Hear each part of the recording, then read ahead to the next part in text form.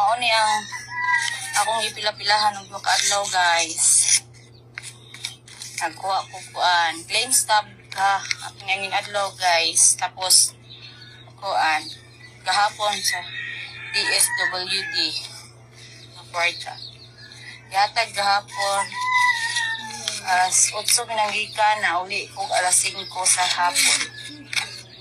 Grabing pila guys. Yan tusa ng mong kwartaha guys. Okay. Ihatod pa doon sa barangay. Okay, sa barangay pa doon ni Iagi guys. Amot na no. Ako rin nag-antos guys. Pila. Pila-pila pa lang dito daan guys. Ako rin nag-antos. Tapos, ako balo kung pila ang akuhaan ni Iagi pa doon barangay.